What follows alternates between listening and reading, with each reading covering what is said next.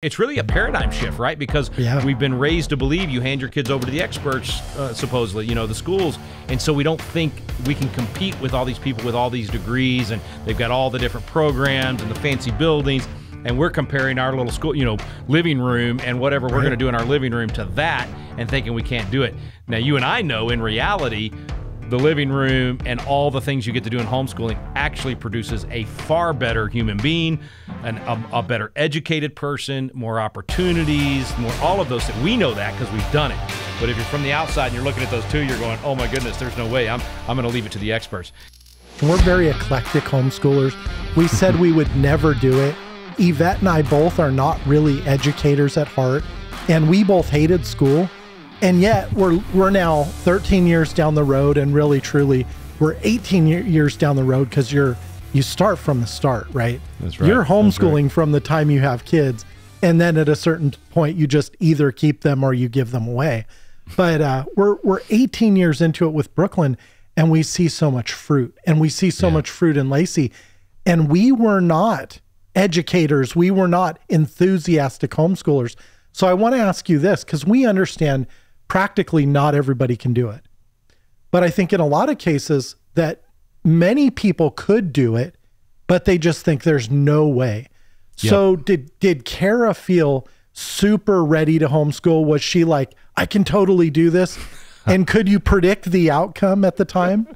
100% no. I think you know the answer to that question, right? Right. No, not at all. I mean, it was a leap of faith, and especially in her case, not knowing what all was out there. I knew a little better because of having been there, you know, in my younger years, and even in the legislature, working on education issues and working with the Texas Homeschool Coalition and that sort of thing. But in terms of what was out there, in terms of help, curriculum, how to do this, she had all the same unknowns and fears and everything else. It was the goal was big enough, and the desire to have that extra time with him and direct his upbringing and not, as you said, give him away, was enough to say, I'll figure this out. I'll find a way to do it. Because I think you just said it exactly right. When I say there's some that can't do it, I honestly think that those who cannot practically do it is very, very few, right? Like, I mean, I understand a single mom with no other support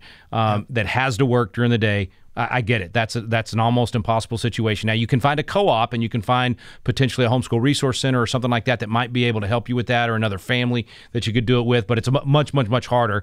So I understand there are those situations. But most of the people that say we can't do it, both parents are in the home.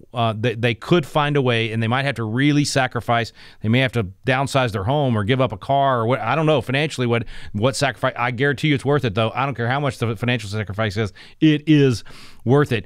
But they have to get over what you just described, that hump. It's really a paradigm shift, right? Because we've been raised to believe you hand your kids over to the experts, supposedly, you know, the schools.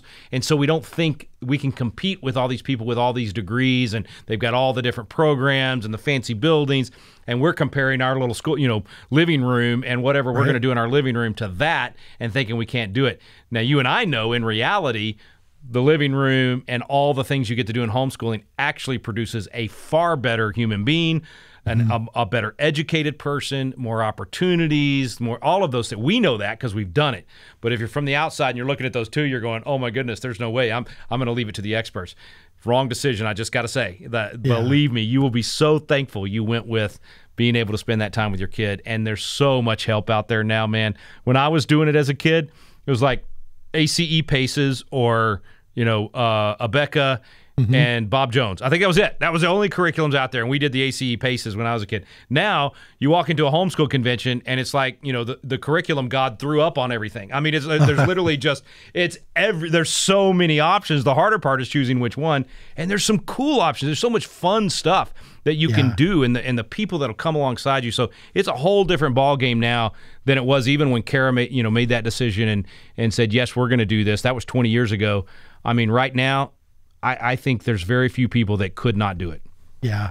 We've spent years now, literally, I think we're in our 7th year, where day to day we talk to homeschool people. We made a movie about it.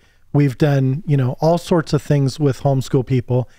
And yet everybody we talk to feels the same terror. It's uncanny. There's very few people who just say, oh yeah, totally, we can do this. And yet it's so important. The time is just irreplaceable, and it's so much time. I've mentioned this before. It's on average across the country, kids who are educated K through 12 in the schools, the average time they're away from their family is between 12.5 and 16,000 hours. You just can't get that back. And unfortunately, there are real consequences. This episode of Rapid Response was brought to you by CTC Math. Visit them at ctcmath.com today.